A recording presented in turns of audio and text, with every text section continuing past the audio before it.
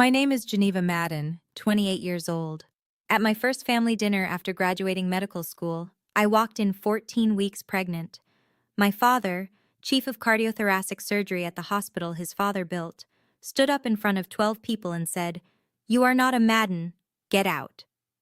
My mother leaned in close enough for everyone to hear. "Sleep outside. We raised a daughter, not a disgrace." I didn't beg. I left with one suitcase and my medical degree. 2 weeks later, a lawyer knocked on my door with a bill for $280,000. They didn't know I'd been keeping records since I was 16, and what they found out next would cost them everything they'd spent 3 generations building. I need you to understand what the Madden name meant in Boston. My grandfather founded Madden Ellsworth Medical Center in 1952. 6 floors, 450 beds, a cardiac wing that bore his name in bronze letters you could see from the street. By the time I was 8, I could recite the family story like a catechism. Maddens don't just practice medicine, Maddens build it. My father, Vincent Madden, became chief of cardiothoracic surgery when I was 16, 12 years in that role. Hospital board member, published in every major journal. The kind of surgeon other surgeons called when they needed someone saved.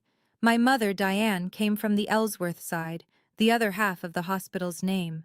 Old Boston money, medical philanthropy. She ran the foundation that controlled $180 million in endowment funds. Every year, the foundation gala raised another $8 million. Every year, my mother stood on stage in a gown that cost more than most people's cars and talked about legacy. I was supposed to be part of that legacy. Medical school was never a question, it was an inevitability. Like inheriting eye color. They paid for everything, all 4 years. $280,000 in tuition alone. I didn't think about it then. I was their daughter. That's what parents did. Except they didn't call it a gift. They called it an investment. I graduated in May 2024. Top 15% of my class. Not first. That went to someone who'd memorized every pharmacological pathway known to man, but high enough that my father could mention it at dinner parties without embarrassment. I matched into pediatric residency at Children's Hospital Boston. That was my first betrayal. My father wanted cardiothoracic surgery, follow his path, take over his practice eventually, build the next generation of the Madden cardiac dynasty. I told him over dinner, just the 3 of us. March, during match week. Pediatrics, I said. He set down his fork. The sound echoed. 10 seconds of silence. Then, Children's Hospital is acceptable. It's still Boston, still prestigious. Don't make me regret this flexibility. Flexibility. That's what he called it when I didn't do exactly what he wanted. My mother said nothing. Just refilled her wine. I should have known then. When you grow up in a family where love is a performance review, you learn to read the silences. But I had a bigger secret, one I hadn't told them yet. I met Ethan Cole in October 2023. I was doing my emergency medicine rotation. 3rd year of med school. 70-hour weeks. Living on vending machine coffee and spite. He was an ER attending. 35. Confident in the way you get when you've intubated someone in the back of a speeding ambulance at 3 in the morning. We worked a code together. Cardiac arrest. 52-year-old man. We got him back. Afterward, Ethan bought me terrible hospital cafeteria coffee and told me I had good instincts. That was it. That was the moment. 3 months later, we were dating. Secretly. Because Ethan Cole was exactly the kind of man my parents had spent 28 years teaching me to avoid. He grew up in Pittsburgh. His father worked in a steel mill until it closed. His mother cleaned houses. Ethan paid for college with an Army ROTC scholarship, did 4 years as a combat medic, then used the GI Bill for medical school. He'd been married before. Divorced 2 years when I met him. He had a 6-year-old son named Liam who visited every other weekend. He made $185,000 a year. For most people, that's generational wealth. For my family, it was disappointment with a salary. I knew they'd never accept him. The divorce alone would have been enough. The working-class background, the child from a previous marriage, those were disqualifiers in the world I came from, so I didn't tell them. For 8 months, I lived two lives. Geneva Madden, future pediatrician, daughter of the Boston medical elite, and Geneva, who spent weekends in a 650-square-foot apartment in South Boston, cooking pasta with a man who'd never heard of the charity galas my mother threw. I thought I could keep those lives separate.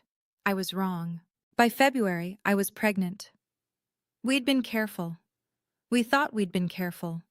But there I was, staring at two pink lines on a test I'd bought at a CVS 3 miles from my apartment so no one I knew would see me. Ethan was calm, steadier than I was. "We'll figure it out," he said. "Whatever you want to do, we'll figure it out." I wanted to keep it. That decision was easy. Telling my parents was the hard part. I planned it for June, after graduation, after match, after I had my MD and my residency position locked in, after I had proof I hadn't derailed the plan completely. There was a tradition in my family, a celebration dinner after every major milestone. Medical school graduation qualified. My mother organized it. Saturday, June 15th, 7 p.m. Their house in Beacon Hill. The dining room with the mahogany table that seated 14, inherited from my great-grandfather. She invited 12 people, extended family, my father's colleagues, 2 hospital board members and their wives. I thought, if I tell them in front of witnesses, they'll have to be civil. If I do it publicly, they can't control the narrative. If there are other people in the room, they'll have to just accept it. Ethan told me I was wrong. "Tell them privately first," he said. "Give them time to process." But I knew my parents.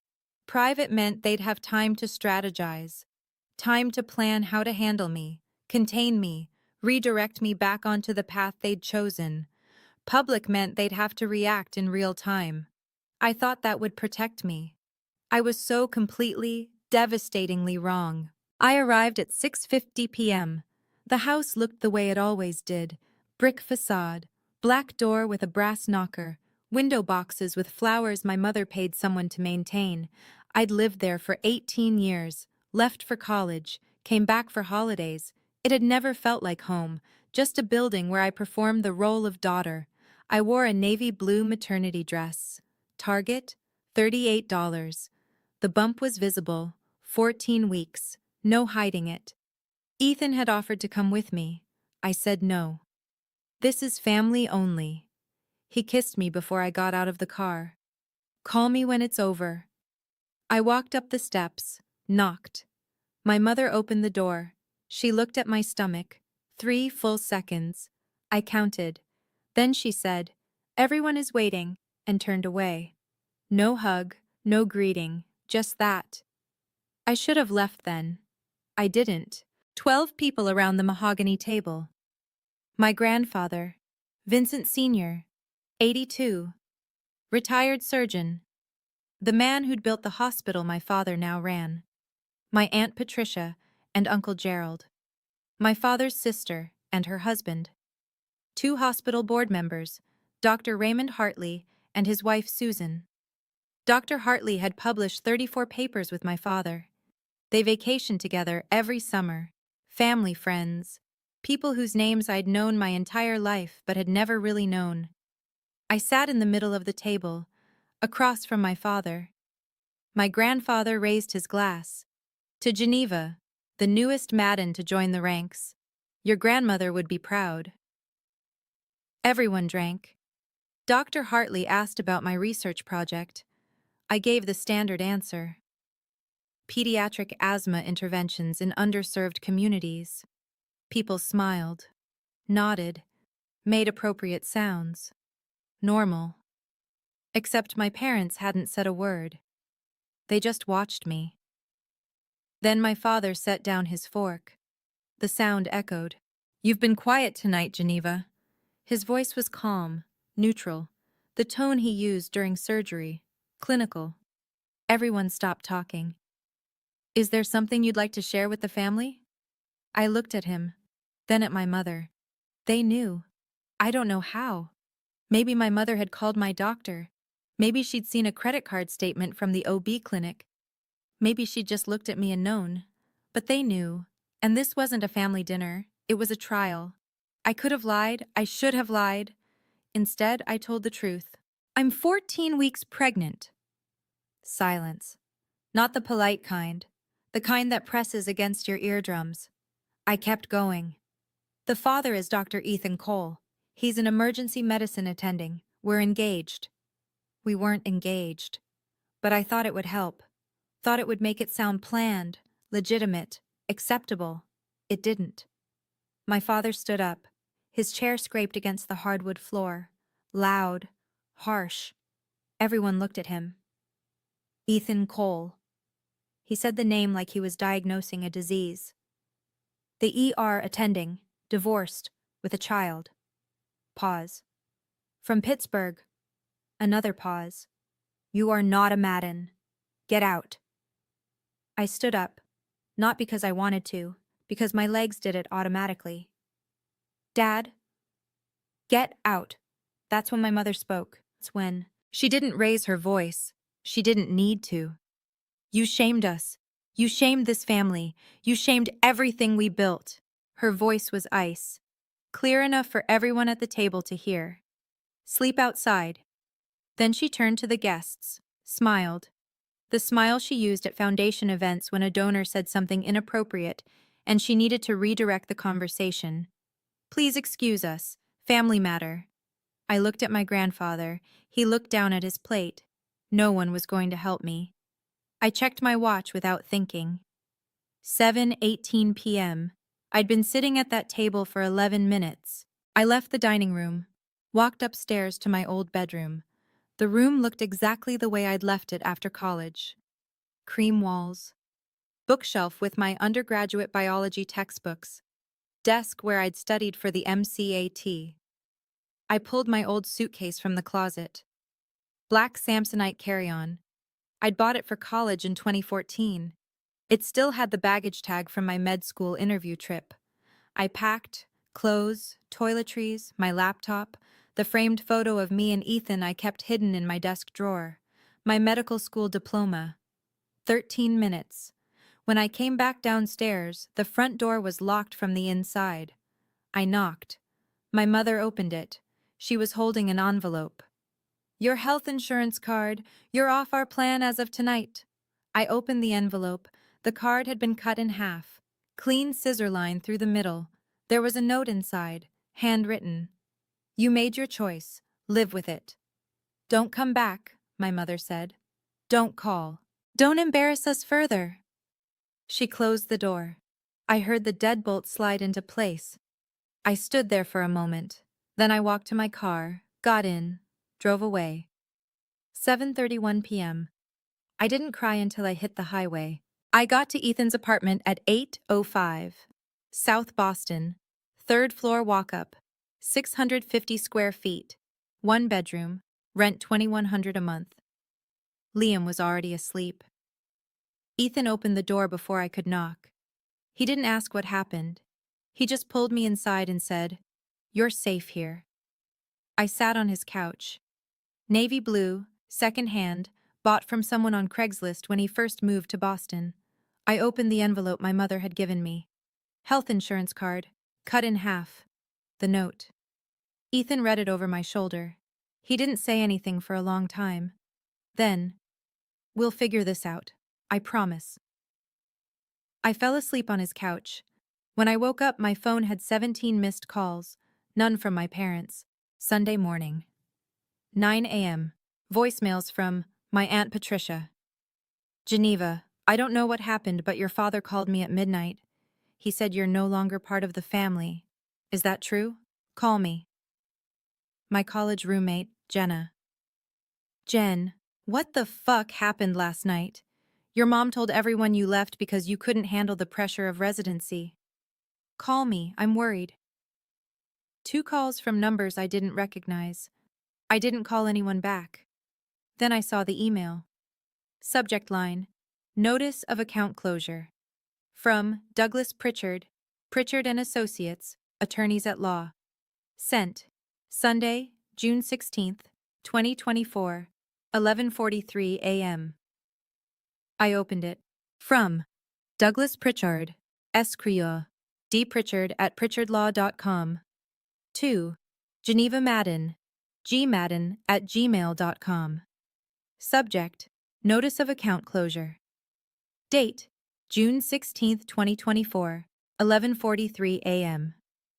Dear Miss Madden, per the instructions of your parents, Dr. Vincent Madden and Mrs. Diane Madden, I am writing to inform you of the following changes to your financial arrangements, effective immediately. 1. Trust fund account, balance, $450,000, has been frozen pending family review. 2. Joint checking account with Mrs. Diane Madden, balance, $3,200, has been closed. Funds have been transferred to Mrs. Madden's personal account. 3. All credit cards under the family account have been canceled. 4. Health insurance coverage has been terminated as of June 15, 2024, 11:59 p.m. This includes but is not limited to trust fund disbursements, health insurance coverage, credit card access, and any future financial assistance. Please make arrangements accordingly. Sincerely, Douglas Pritchard, Attorney at Law. I read it 3 times. Then I checked my wallet. $68 cash. My residency didn't start for 2 more weeks. First paycheck wouldn't come until mid-July. I was pregnant, uninsured, homeless, and I had $68. 10:22 a.m. My phone rang. I almost didn't answer. Then I saw the name, Dr. Lillian Shaw, Program Director, Pediatric Residency, Children's Hospital, Boston. My future boss. I answered. Geneva. Her voice was formal, cold. I received a call from your father yesterday evening. My stomach dropped. He expressed concerns about your personal circumstances and whether you'll be able to fulfill the demands of residency. I want to be clear. Your position is secure as long as you meet our requirements. But I need to know. Are you prepared to start July 1st? I thought about my father, calling her, the same night he kicked me out, trying to take my residency away before I'd even started. Dr. Shaw had been colleagues with my father for 9 years. They'd published 34 papers together. They vacationed together. Their families spent Christmas together. She was asking if I was prepared. What she meant was, are you going to be a problem? Yes, I said. I'll be ready. Good. I'll see you at orientation. She hung up. I sat there holding my phone. My father had called her within hours of kicking me out. He wasn't just cutting me off. He was trying to destroy me. Ethan came home at 2 p.m. after a 12-hour shift in the ER. He found me at the kitchen table, laptop open, searching, Medicaid eligibility, Massachusetts pregnant. He sat down across from me. You're staying here. Rent's covered. I've got this. I shook my head. I can't let you. You're having a baby.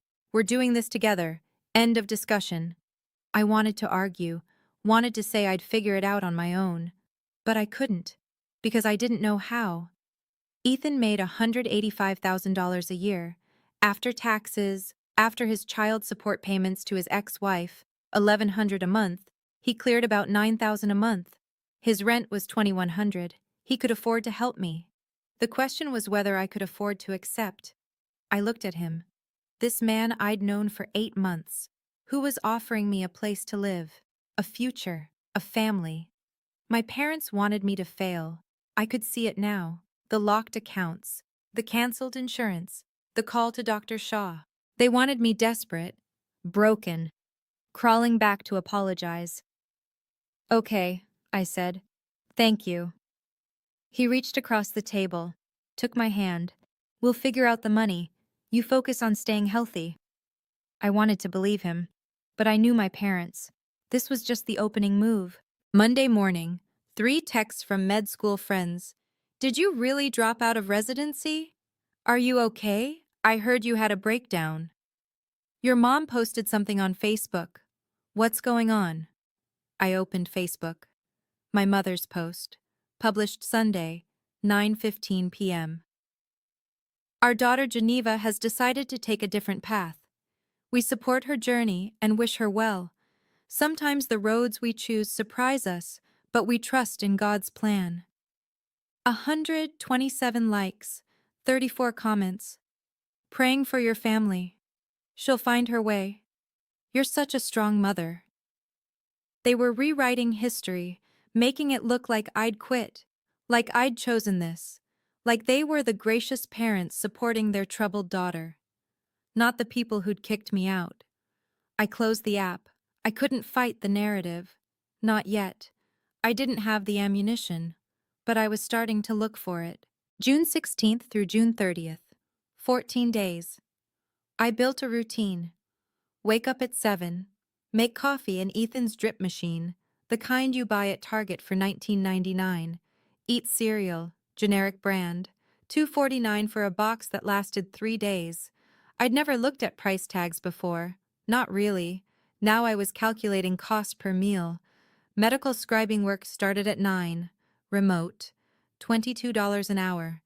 I logged in from Ethan's couch, transcribed doctor's notes, coded diagnoses, 20 hours a week, $440, paid every 2 weeks. After that, residency prep, read protocols, review pediatric emergency algorithms, prepare. Ethan worked 3 12-hour shifts a week. When he was gone, the apartment felt huge and tiny at the same time. I grocery shopped at Market Basket instead of Whole Foods, took the T instead of Uber, bought prenatal vitamins at CVS, generic, $12.99 instead of $35. It was humbling and strangely freeing, because for the first time in my life, no one was watching. No one was grading my performance. I could just exist. But I couldn't shake the feeling. The silence from my parents wasn't peace. It was strategy. I applied for Medicaid on June 17th. Approved June 20th. Emergency pregnancy coverage. First OB appointment, June 23rd. 2 p.m. South Boston Community Health Center. Not the concierge practice my mother used. Not the place where they offered you sparkling water and remembered your name. This was a clinic with fluorescent lights and plastic chairs, and a waiting room full of people who looked as tired as I felt. Dr. Nina Alvarez, 30-something. Warm eyes, no judgment. She did the ultrasound herself. 16 weeks now. The heartbeat filled the room. Steady, strong, 152 beats per minute. I cried. Dr. Alvarez handed me tissues. Everything looks great. Strong heartbeat. You're doing fine. Pause. Do you have support at home? I thought about Ethan, his cramped apartment, his willingness to share everything he had. Yes, I said. I didn't tell her I was terrified of what would happen when my parents made their next move. Because they would. I knew they would. Ethan's son came to visit June 21st. Friday evening through Sunday afternoon. Liam, 6 years old. Gap-toothed smile, obsessed with dinosaurs and Lego. This was the first time he'd seen me living there. We were unpacking groceries when he asked, "Are you going to live here now?" I froze. Ethan stepped in. "Geneva's staying with us for a while. She's my friend." Liam accepted this without question. 6-year-olds are like that. We built a Lego city on the living room floor.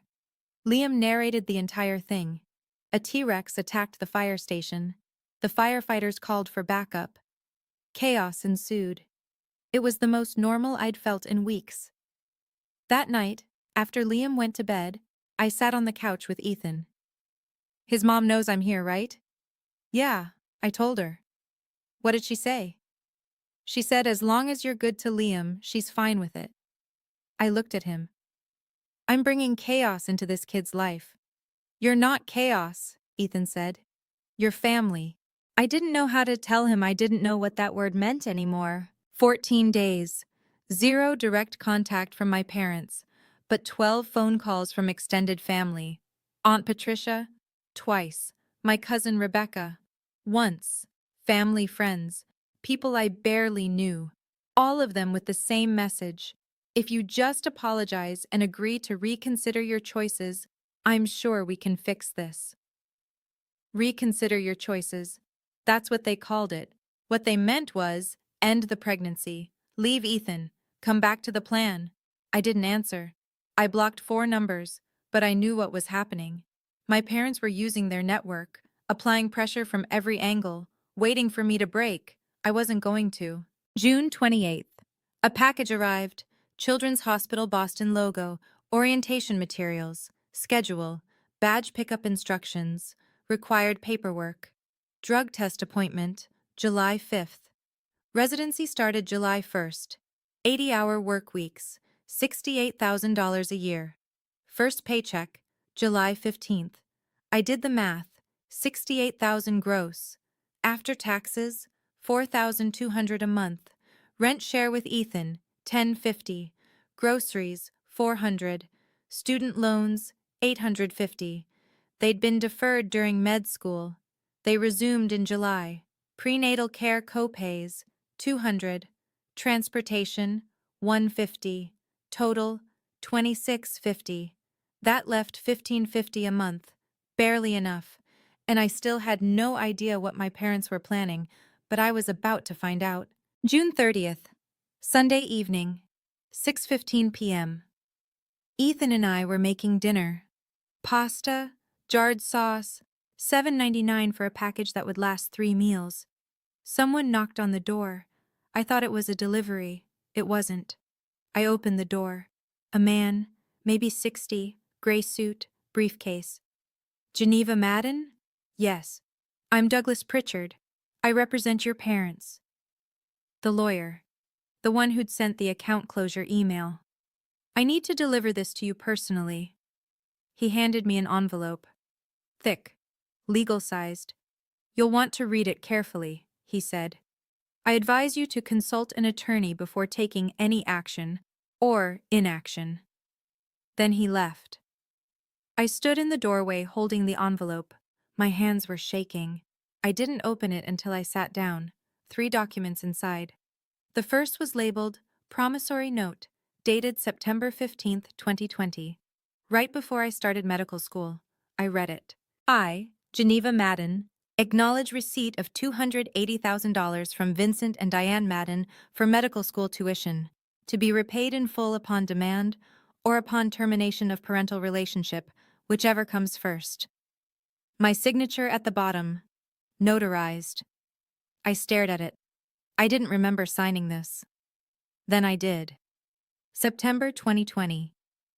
My father had given me a stack of paperwork, financial documents for school, tax forms. Just standard stuff, he'd said. Sign here, here, here. I'd signed without reading, because he was my father, because I trusted him. Ethan. He looked over my shoulder. Read it. Jesus Christ. I kept reading. Document 2. Demand for repayment. Dear Miss Madden, this letter constitutes formal demand for repayment of the promissory note executed September 15, 2020, in the amount of $280,000 principal plus interest. Interest calculation, 10% per annum, compounded annually, from September 2020 to June 2024 equals $28,000. Total amount due, $308,000.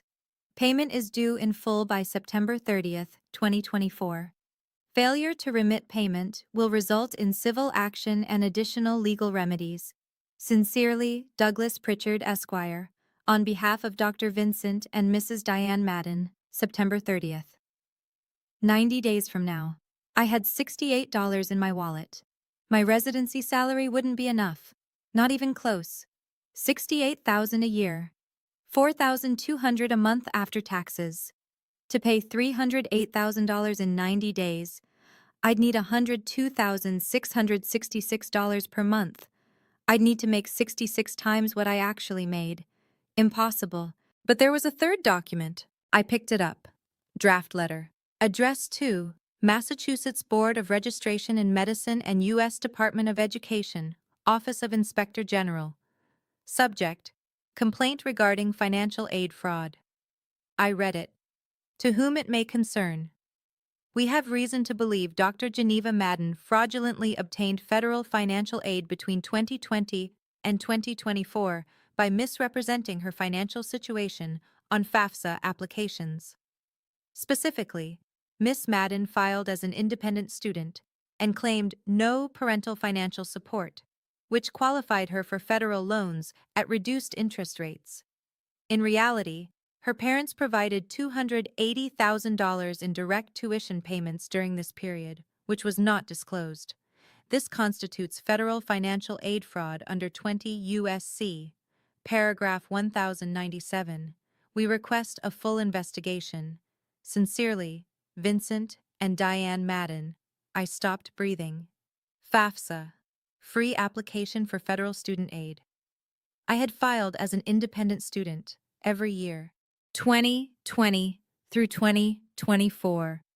I'd checked the box, no parental financial support, and I'd received $42,000 in federal loans, lower interest rates because I was independent, but my parents had paid my tuition, $280,000, separately, not reported on my FAFSA. Why? Because my father told me to. I remembered now. September 2020, right before school started. My father had sent me an email.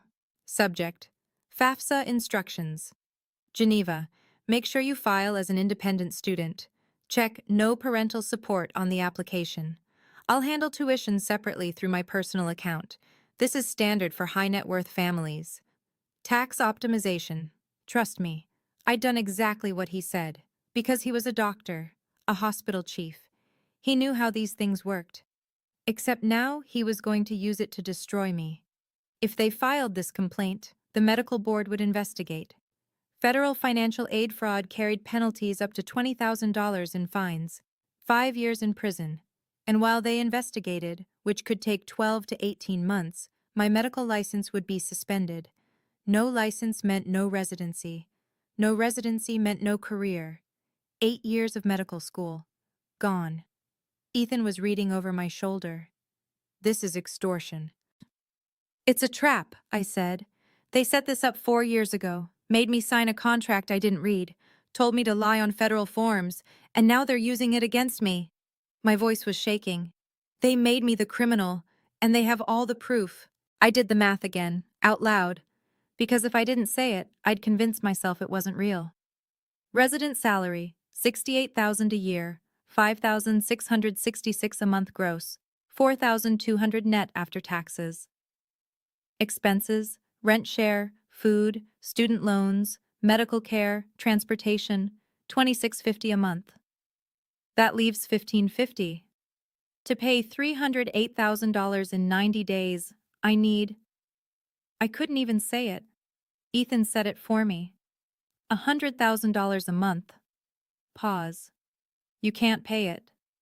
I know. Can you get a loan? No bank will give me $300,000 on a resident's salary. What about a lawyer? I can't afford a retainer. We sat there. The envelope between us. 3 documents. 3 weapons. A contract I'd signed without reading. A debt I couldn't pay. A fraud allegation that could end my career. Perfect. Airtight. Designed to destroy me. Unless I found something they'd missed. That night, I didn't sleep. I sat at Ethan's kitchen table with my laptop, and I started digging. July 2nd, I called Greater Boston Legal Services, free legal aid for low-income residents. I qualified. Residents making under $45,000 a year were eligible. I made $68,000, but I hadn't been paid yet. They took my case. Phone consultation. 11 a.m. Attorney Sarah Chen. Young, maybe 30. She sounded tired. I explained everything. The promissory note, the repayment demand, the fraud threat. She was quiet for a long time. Then, here's the hard truth. They have a signed contract. You have your word. In court, the contract wins, unless you have documentation showing they coerced or defrauded you. I have emails, I said, from 2020. My father told me exactly how to file the FAFSA. He said to check no parental support. He said it was standard. Do you still have those emails? I checked my Gmail. Searched. FAFSA. Nothing. I'd deleted them. 2022, clearing space in my inbox. They're gone, I said. Then you don't have proof. Silence. What about the promissory note? I was 18 when I signed it. I didn't have a lawyer, I didn't understand what I was signing. In Massachusetts, contracts signed at 18 are enforceable. And I didn't read it isn't a legal defense. I wanted to scream. So I just lose? Not necessarily, but you need evidence. Something that shows the contract was unconscionable, or that they coerced you, or that they're not acting in good faith. Good faith, I almost laughed. Thank you, I said. I hung up. Then I remembered. The emails might be gone from Gmail, but I had an old laptop. MacBook Pro, 2019 model. I'd left it at my parents' house when I moved out. It was too heavy to carry. I'd grabbed my newer one instead, but the old laptop had everything. 4 years of emails, documents, files, including maybe the FAFSA instructions from my father. If I could prove he told me to lie, that he orchestrated the whole thing, then the fraud allegation would backfire. It wouldn't just be my word against his, it would be his own emails, receipts. The problem? The laptop was in my old bedroom, in a house I'd been told never to return to. I couldn't go back, but I needed that laptop. I sat there for an hour, thinking. Then I called my Aunt Patricia. While I waited for my aunt to call back, I researched. Massachusetts Board of Registration in Medicine. I found their website, investigation procedures. They handled about 200 cases a year. Fraud allegations, malpractice, ethics violations. Average investigation time, 14 months. 60% of cases resulted in temporary license suspension during investigation. I read that twice. Temporary suspension. If my parents filed the complaint, I'd be investigated. During the investigation, which could take over a year, my license would be suspended. I couldn't practice medicine without an active license, which meant Children's Hospital would suspend me from residency, which meant I'd lose my position, which meant 8 years of medical school would be worthless. And by the time the investigation concluded, whether I was found guilty or innocent, my residency spot would be gone. Someone else would have taken it. My career would be over. I felt sick. My parents had built the perfect trap. Pay $308,000 I didn't have, or lose everything. But then I saw something. I pulled up the promissory note again. $280,000. Paid by my parents over 4 years. $70,000 per year. I Googled IRS annual gift exclusion. 2020, $15,000 per person. 2021 through 2023, $16,000 per person.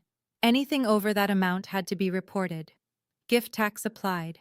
My parents had given me $70,000 a year. That was $54,000 to $55,000 over the annual limit. Every year. For 4 years. If they didn't report those gifts to the IRS, they'd evaded gift tax. Approximately $80,000. I sat back. They'd told me to lie on federal forms so they could avoid taxes. And now they were threatening to report me for the lie they made me tell. That's when I realized. They weren't just threatening me. They were hiding something themselves. Ethan came home at 2 a.m. Night shift. 12 hours in the ER. He found me still awake, still at the kitchen table. Laptop open. Pages of notes. What are you looking for? A way out. He sat down. What if there isn't one? I didn't answer. Maybe you just pay them, he said. We take out loans, pay over time, move on. That's what they want. They want me to spend the next 20 years in debt to them, under their control. He was quiet. Paying them means they win. Geneva. No. I looked at him. I'm not doing it. Not because of the money, because paying them means admitting they were right, that I owe them, that I'm theirs. Ethan reached across the table, took my hand. Okay, then we fight. I need proof. Proof of what? That they're not the victims here. I closed my laptop. And I think I know where to find it. I couldn't stop thinking about the foundation. My mother ran it. Diane Madden, foundation director since 2015. $180 million in endowment funds. That money was supposed to be used for hospital programs, scholarships, medical research, community health initiatives, not personal expenses. But I remembered something. 2022. I was home for Thanksgiving. My mother was on the phone in her office. I walked past, heard her say, "The foundation is very generous with our senior staff. We've helped several families through difficult times. Low-interest loans, very discreet." I hadn't thought about it then, but now, loans from the foundation to staff members, discreet. I pulled up my laptop again, searched, Nonprofit Foundation Regulations IRS. Found it. IRS rules. Nonprofits can't make loans to officers or board members without strict oversight. All loans must be reported on Form 990. The annual tax filing, Form 990, is public record. I searched. Madden Ellsworth Foundation, Form 990. Found a database. ProPublica Nonprofit Explorer. Downloaded the last 8 years of filings. Opened the first one, 2022. Scrolled to the section. Part 7, line 26. Loans to or from officers, directors, trustees, key employees. Amount reported, 0. I checked 2021. 0. 2020. 0. Every year back to 2015. 0 loans reported. But my mother had mentioned loans, discrete loans, low interest, to senior staff. My parents were senior staff. I sat there staring at the screen. If they'd taken loans and not reported them, that was embezzlement. That was tax fraud. That was federal. I needed proof, but I didn't have access to the foundation's internal records unless my phone buzzed. Unknown number. I answered. Geneva? This is Patricia Delgado. I used to work for the foundation. I think we should talk. July 5th. I called the HR department at Madden Ellsworth Medical Center, pretended I needed old tax documents for residency verification. I need copies of my W-2s from 2018 through 2023 for credential verification. They didn't question it. 3 days later, the forms arrived by email. I opened them. W-2, 2023. I'd worked as a summer research assistant. Paid through the foundation, $1,500 for a 6-week project. Box 1, wages, $1,500. Box 14, other compensation, $15,000. I stared at it. $15,000. I'd never received $15,000. I checked my bank records from 2023.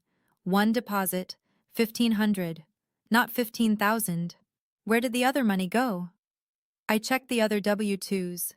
2022, $15,000 in foundation reimbursement. 2021, $15,000. 2020, $15,000.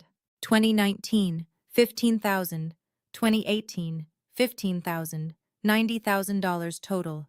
Reported as paid to me. That I'd never received. Someone was getting paid in my name. And I had a feeling I knew who. July 12th, 3 p.m., Starbucks in Cambridge. I'd never met Patricia Delgado before. She walked in carrying a messenger bag. 40-something, nervous, sat down across from me. "I worked for the foundation from 2015 to 2022, she said. "I was the accountant, CPA. I managed all the books." "Why did you leave?" "I was forced out." She pulled out her phone, showed me an email. Resignation letter, dated June 20th, 2022. "I regret to inform you that I am resigning effective immediately due to irreconcilable differences with management." Standard corporate language. What really happened? Patricia looked around, lowered her voice. "I found discrepancies, loans to your parents, over $1 million, never repaid. I told your mother I had to report it to the board. She told me I was mistaken, that the loans were reimbursements. Legal." "Were they?" "No, I have copies." She slid a flash drive across the table. "Everything's on here, on loan documents, wire transfers, board meeting minutes where your parents approve their own loans without disclosure. I couldn't use it without losing my license, but you can. I picked up the flash drive. Why are you helping me? Because they destroyed my career. I signed an NDA. They threatened to sue me if I ever talked, but I kept copies anyway. She stood up. Use it, end them. Then she left. I sat there holding the flash drive. My hands were shaking. I waited until I got home. Plugged the drive into my laptop. 312 files. I started reading. File 1, Loan Agreement. Vincent Madden, $450,000. Dated March 15, 2017. Purpose: medical research equipment acquisition. Terms: repayment within 24 months. 0% interest. I checked the date. 2017. 2 years would be 2019. I searched for repayment records. Nothing. File 2, Wire Transfer Receipt. Madden Ellsworth Foundation to Vincent Madden Personal Account, $450,000. March 22, 2017. File 3, Property Deed. Cape Cod. Purchase date, April 5, 2017. Buyers: Vincent and Diane Madden. Purchase price, $600,000. Down payment, $450,000. The medical research equipment was a vacation home. I kept reading. File 8, Loan Agreement. Diane Madden, $280,000. January 10, 2018. Purpose: professional development and conference travel. I found the wire transfer. January 17, 2018. Then I found a series of brokerage statements. Diane Madden, personal investment account. January 23, 2018. Deposit: $280,000. Stock purchases: Tesla, Apple, Amazon. Not conference travel. Personal stock portfolio. I kept going. By the time I finished, I had the full picture.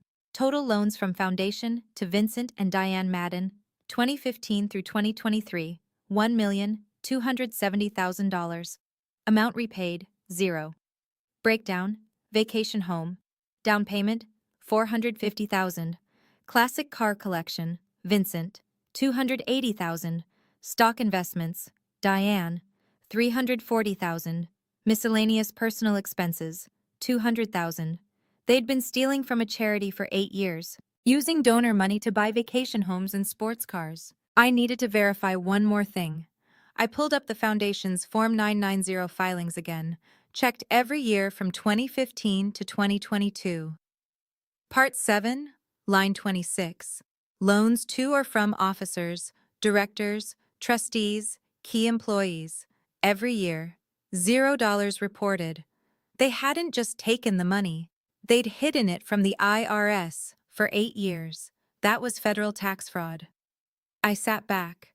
I had proof of embezzlement, proof of tax fraud, proof they'd built their empire on stolen money, but I still had a choice to make. Go to prison. The hospital might collapse. Go to prison. The hospital might collapse. Patients will suffer. 1,200 employees could lose their jobs. I know. Your family name will be destroyed. I know. Is that what you want? I didn't answer right away, because I didn't know. I didn't want to be vindictive. I didn't want to hurt innocent people. But I also wouldn't let them destroy me for being pregnant. I want them to leave me alone, I said finally. I want to keep my baby, keep my career, live my life. What if there's a middle ground? I looked at him. What if I offer them a deal? Drop the lawsuit, forgive the debt, leave me alone forever. In exchange, I keep this quiet. They repay the money over time, retire quietly, no one has to know. Ethan was quiet. You think they'll take it? I don't know, but I have to try. I couldn't just destroy them, not without giving them a chance to walk away, but I needed insurance. July 18th. Before I contacted my parents, I filed reports. Anonymous. Report 1. IRS Whistleblower Office. Form 211. I am reporting potential tax fraud and embezzlement by officers of the Madden Ellsworth Foundation, a 501c3 organization. Evidence attached. I included Summary of loan amounts, dates, discrepancies in Form 990 filings, redacted to protect Patricia Delgado. Report 2, Massachusetts Attorney General, Public Charities Division. Same information. I didn't include my name, just the facts. The evidence, the case numbers. July 25th, I received email confirmation from Massachusetts Attorney General, Public Charities Division. Subject, case opened. Number 2024-M. A-7831. Your complaint has been received and assigned for review. If we require additional information, we will contact you via the email address provided. The investigation was live, no turning back now. If my parents retaliated after our meeting, the investigation would proceed automatically. I had insurance. Now I just had to tell them. August 3rd, 2 p.m., I rented a conference room at WeWork Boston. 1 hour. $75 I couldn't afford, but I needed neutral territory. I sent an email through Douglas Pritchard. Subject, settlement discussion. I'm willing to discuss resolution of the promissory note matter. Sunday, August 3rd, 2 p.m. WeWork Boston, 501 Boylston Street, Conference Room C. My parents arrived with Pritchard, confident. My father looked at me, at my stomach. 20 weeks now. Undeniable. You're showing. My mother didn't look at me at all. They sat down. Pritchard opened his briefcase. My father smiled. I hope you're here to be reasonable, Geneva. September 30th is coming fast. I opened my laptop. I know about the money. The smile disappeared. I know about the $1.27 million you took from the foundation, the loans you never repaid, the vacation home, the cars, the stocks. Silence. Pritchard. That's absurd. I turned my laptop around, showed them the loan agreement. March 15, 2017, $450,000. Vincent Madden's signature. I have bank statements, wire transfers, board minutes, and I have your Form 990 showing you reported 0 loans to officers. My mother's face went pale. My father leaned forward. Where did you get that? Doesn't matter. What matters is it's real. I pulled out more documents. 6 wire transfer receipts, the Cape Cod property deed, the brokerage statements, laid them on the table. You stole from a charity. You lied to the IRS for 8 years, and you used that stolen money to build the life you're so proud of. Pritchard started to speak. I held up my hand. Before you tell me this isn't admissible, let me show you one more thing. I pulled out my phone, played an audio file. Patricia Delgado's voice filled the room. Mrs. Madden told me directly. We'll call it a reimbursement. The board doesn't need to know. She said it was standard practice, but I knew it wasn't. I have the emails. 2 minutes, 14 seconds. Recorded July 12th. With Patricia's consent. Legal under Massachusetts one-party consent law. Pritchard's face changed. That recording may not be admissible in court. I don't need it for court, I said. I just need it for the FBI. I slid a folder across the table. Inside, copies of 15 loan documents, highlighted, annotated. These are yours. Signed by you, never repaid, federal embezzlement, federal tax fraud, and when the hospital board finds out, when the donors find out, this hospital won't have your name on it anymore. My mother finally spoke. What do you want? Drop the lawsuit. Forgive the promissory note. Leave me alone. Forever. My father stared at me. And if we do? I keep this quiet. You retire quietly. Repay the foundation over time. No one has to know. My mother's voice was ice. You're blackmailing us. No, you tried to blackmail me with a fake fraud claim. I'm offering you a way out. Pritchard leaned over, whispered to my parents. My father looked at me. If we agree, you destroy that evidence? No, I keep it. Insurance. You leave me alone. I leave you alone. Silence. I don't want your money. I don't want your approval. I just want you out of my life. My mother and father exchanged a look. Then my father laughed. Not a happy laugh. A cold one. You're not thinking clearly, Geneva. If you release this, the hospital closes. 1,200 people lose their jobs. Patients suffer. Your grandfather's legacy dies. He leaned forward. You want that on your conscience? You put it there when you stole from them. My mother spoke. Her voice was sharp, controlled. We built that hospital. We deserve compensation for decades of service. What we did was standard executive compensation. You're just too naive to understand. You embezzled from a charity. There's no justifying that. Pritchard cut in. Miss Madden, if you proceed with this, we will counter-sue for defamation, extortion, tortious interference. I stood up. See you in court. I walked to the door. My father's voice followed me. You'll regret this. You're destroying your own family. I stopped, turned around. You're not my family anymore. I left. 2:31 p.m. The meeting had lasted 31 minutes. August 5th. A process server knocked on Ethan's door. Lawsuit filing. Madden versus Madden Suffolk County Superior Court case. Number 2024 CV12638.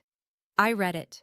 Plaintiff Vincent Madden and Diane Madden seek $308,000 in damages for breach of promissory note, plus $50,000 in emotional distress damages, plus attorney's fees and costs. Hearing scheduled October 15th. They'd sued me anyway. August 6th, morning. I sent everything. Flash drive, documents, audio recording.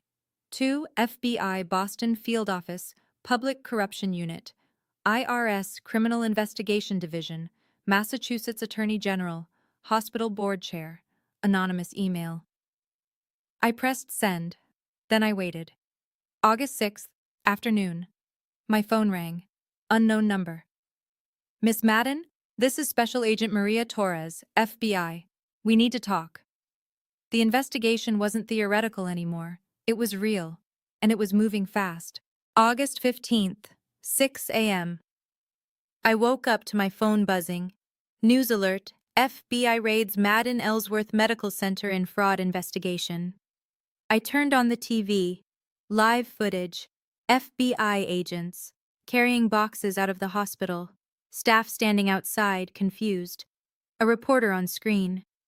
The FBI has not named suspects, but sources say the investigation focuses on the hospital's foundation and its financial management over the past decade. My phone exploded. Texts from med school friends, former colleagues, people I hadn't spoken to in months. What's happening? Is this about your parents? Did you know? I didn't answer. By noon, my parents' photos were on every news site in Boston. By evening, they'd hired criminal defense attorneys. By midnight, I felt nothing. Not happy, not sad, just tired. August 20th. Emergency Hospital Board meeting. I didn't attend, but I read the press release. Statement from Madden Ellsworth Medical Center. Board of Directors. Dr. Vincent Madden and Mrs. Diane Madden have been placed on administrative leave pending investigation. The board is committed to full transparency and cooperation with federal authorities. We take these allegations seriously and will act decisively to protect the integrity of this institution. Board vote 8-2, 2 dissenting votes, longtime Madden allies. But the majority had turned. Ethan came home from his shift. How do you feel? I thought about it. Like I can finally breathe. 3 days later, my phone rang. It was my public defender, from Greater Boston Legal Services. They dropped the lawsuit. September 3rd, court hearing. I showed up, my parents didn't. Their attorney filed a motion to dismiss with prejudice. Plaintiffs voluntarily withdraw all claims and waive all rights to future claims related to the promissory note dated September 15th, 2020. The judge read it, looked at me. Miss Madden, do you have any objection? No, Your Honor. She signed the order. Case dismissed with prejudice. The promissory note is void and unenforceable. I walked out of the courthouse, $308,000 in debt, gone. The threat to my medical license, gone. I was free. 1 week later, the federal indictments came. September 10th, federal grand jury, United States versus Vincent Madden and Diane Madden, U.S. District Court, District of Massachusetts. Indictment: 8 counts wire fraud, 3 counts tax evasion, 2 counts embezzlement from a nonprofit organization. Maximum sentence: 20 years per count of wire fraud. Realistically, for first-time white-collar offenders, 3 to 5 years. The media went wild. Boston Hospital. Dynasty falls. Doctor and wife indicted for embezzlement. Madden family accused of stealing $1.27 million from charity. My name appeared in some articles. Sources say the investigation began after a tip from the couple's estranged daughter, Dr. Geneva Madden, a pediatric resident. I got hate mail. People who worked at the hospital, you destroyed a legacy. 1,200 jobs are at risk because of you. How do you sleep at night? I also got messages of support. Strangers. Thank you for standing up. You did the right thing. Don't let them make you feel guilty. I didn't respond to any of them.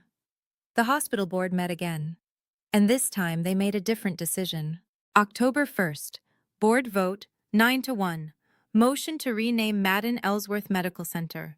New name, Ellsworth Medical Center. Keeping my mother's maiden name.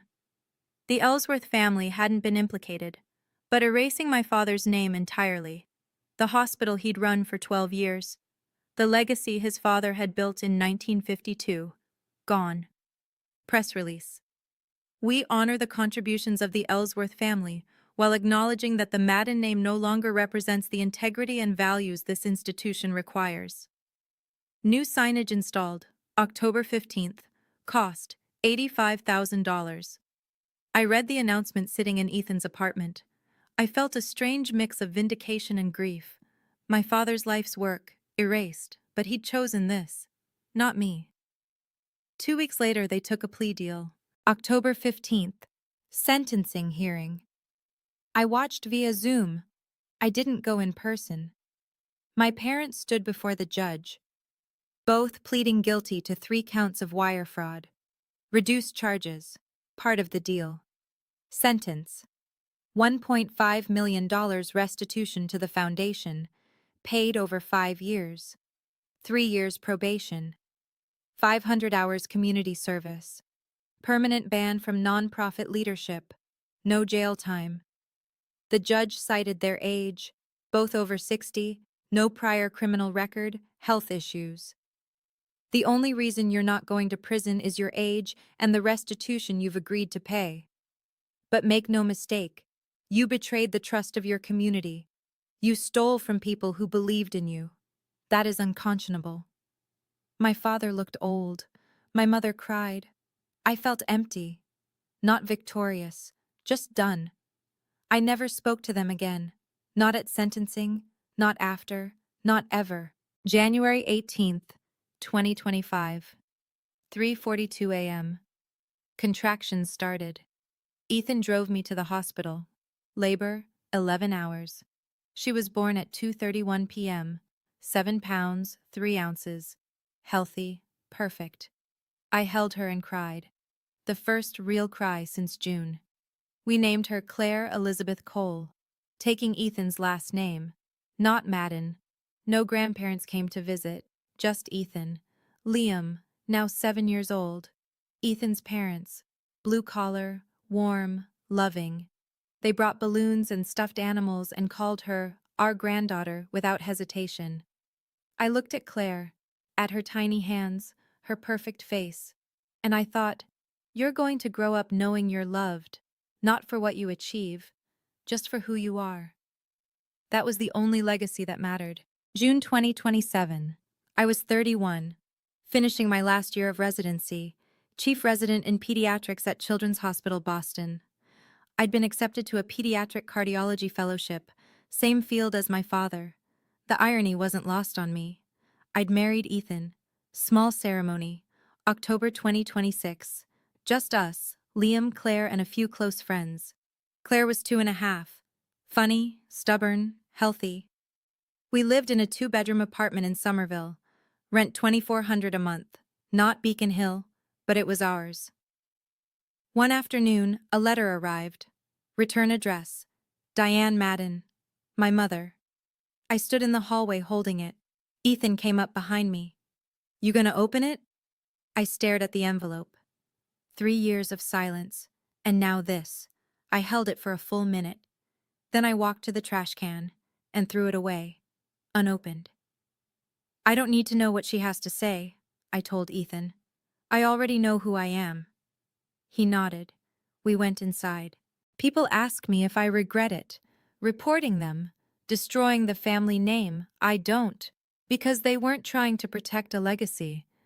They were trying to protect a lie. And I wasn't going to be part of that lie anymore. Some people will say I was vindictive, that I should have forgiven them, that family is family no matter what. But forgiveness doesn't mean letting someone hurt you over and over. It means choosing yourself. And that's what I did. I chose me. I chose my daughter. I chose a life where love isn't conditional, where family isn't a contract, where I don't have to earn the right to exist. If you're reading this, if you're in a family that treats love like currency, that makes you perform and comply and shrink yourself to fit their image, I want you to know, you can leave. It will hurt. It will be hard. You might lose people you thought you'd have forever. But on the other side is a life that's actually yours. A life where you wake up and don't have to perform, where you can make choices without permission, where you're enough, just as you are. That's worth everything. You don't owe anyone your suffering, not even your parents, especially not your parents. Some people think I destroyed my family. I didn't. I just stopped letting them destroy me. And that made all the difference.